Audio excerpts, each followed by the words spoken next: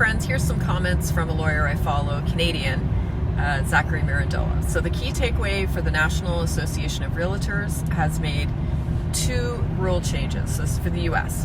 1, prohibit offers of cooperating broker compensation on the MLS. 2, require buyer agents to enter into representation agreements. So let's talk about the National Association of Realtors. That's called NAR, and this is a lawsuit that was recently settled in the US. So the NAR was sued in a class action lawsuit for allegedly setting up rules that made home sellers pay high fees to the buyer brokers, keeping commission rates artificially high. Essentially, the argument was that NAR was sellers were compelled to enter into commission sharing agreements in order to market their homes on MLS and not lose out on potential buyers. So the NAR agreed to pay $418 million and make 2 rule changes, the latter being the more interesting part. So the rule change 1, NAR has agreed to put in place a new MLS rule prohibiting offers of broker compensation on MLS. This means that offering cooperating brokerage commission can no longer be communicated via MLS. Cooperating commission is still allowed, but it must be pursued through off-MLS negotiation with real estate professionals. Rule change number 2. NAR has agreed to enact a new rule that would require MLS participants working with buyers to enter into written agreements with their buyers.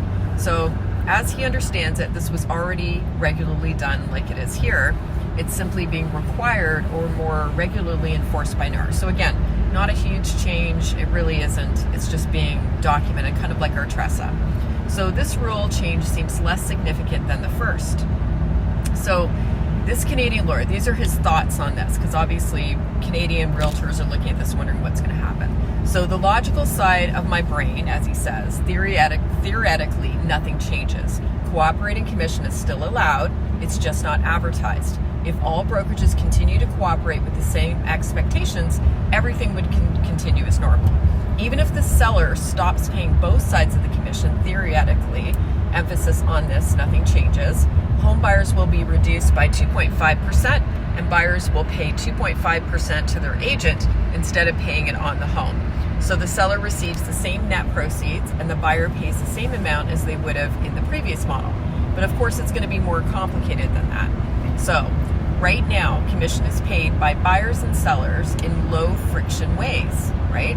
For the buyers, it's built into the price of the home, so it's technically financeable, right? For sellers, it's deducted from the proceeds, the take rate, which is proven to have a different psychological effect than traditional payment. Both situations don't require an out-of-pocket payment from the customer, right? So if this was no longer the case for buyers, it's certainly possible that commissions could change. It definitely is. So at the end of the day, we don't know if, how, or when these rules will change and how they will actually impact the commission. In about 10 kilometers, turn right onto Brentwood Road. Or when things will change for us in Canada. But he wants us to think, right? So I think it'll be interesting. I don't see this changing in Canada anytime soon. We're super careful anyway, all of us, with letting sellers know they can determine their own commission. This is a standard of what is paid. 2.5 is offered on MLS. However, they're open to make whatever commission they would choose. Obviously, it would affect potential realtors on who's going to show. Our team would always show if it's lower commission. Not everybody would. So anyway, for more tips and tricks, follow me.